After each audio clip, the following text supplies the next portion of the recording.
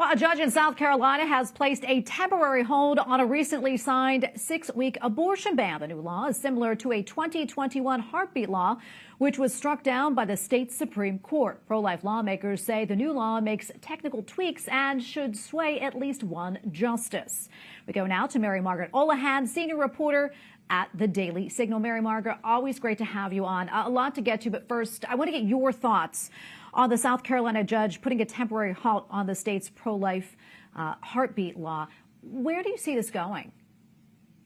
Well, it's a really interesting little situation we have here, Tracy, because this is one of a number of heartbeat laws that have been kind of aggressively sought after by these pro-abortion groups. They like to say that women don't know they're pregnant by 6 weeks, and so that's a reason why we shouldn't have a heartbeat law. And if you look at a lot of major abortion outlets, major corporate media outlets reporting on this issue, they won't even say heartbeat. They'll say fetal cardiac activity or something like that. And so as we know, this law was blocked by the South Carolina judge. It'll be really interesting to see what happens next. We know that the full weight of the abortion machine is behind blocking this law and many others across the country. Yeah, and Margaret, something else. Last week, we also saw multiple attacks on pro-lifers, one in New York where a professor yelled profanities at a group of students and then destroyed their pro-life display, and then another one in Baltimore where two pro-life sidewalk counselors were physically attacked outside of a Planned Parenthood. One man reportedly went to the hospital with a fractured bone in his face. What more do you know about this particular incident? Yes, so we've been diving into this story today, finding more and more details about what happened outside this Baltimore Planned Parenthood facility. We know that two men, aged 73 and 80, were out there doing sidewalk counseling, which is pro-life work outside this Planned Parenthood clinic. And a man came up, and according to police, there's video footage of this man just assaulting one of these elderly pro-life activists out of nowhere. And when his friend went to his aid, this unidentified man again assaulted this other pro-life activist to the point where this man, whose name was Crosby, ended up at the University of Maryland shock treatment facility because he was so badly injured. And the photographs of these men's injuries are really horrible. You know, we had to blur them out for our story. They're so graphic. His eye is so puffed up that it's closed and there's blood everywhere. His cheek is lacerated. There's blood coming out of his mouth and his eye. It's very upsetting.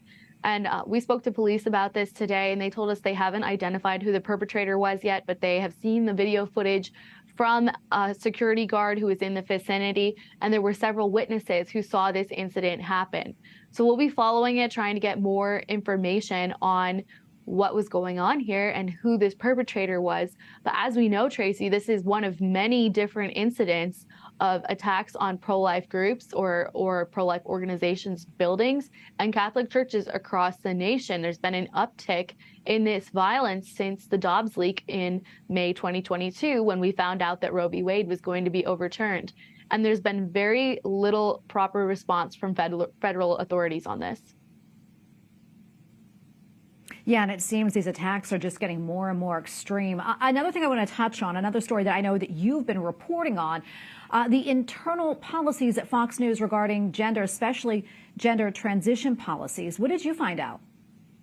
Well, we obtained a leaked copy of Fox's gender transition policies, as you were saying, and that was a very interesting document to get a hold of because while we know that Fox is very vocal about covering a lot of this woke ideology, this policy itself shows that Fox allows employees to use the bathroom that aligns with their gender identity. They also say that they'll help employees come up with a workplace transition plan. That's a workplace plan to cope with changing your gender or attempting to change your gender to become a man or a woman when you are a biological man or a biological woman. And that plan includes different items such as when you're going to start using the bathroom that aligns with your gender identity, when you want your coworkers to find out that you no longer believe that you're a woman or a man, and more. We also spoke to a bunch of different Fox employees who formerly were at the company who told us that this is kind of emblematic of where Fox is at, that they are duping viewers on where they stand on a lot of these issues.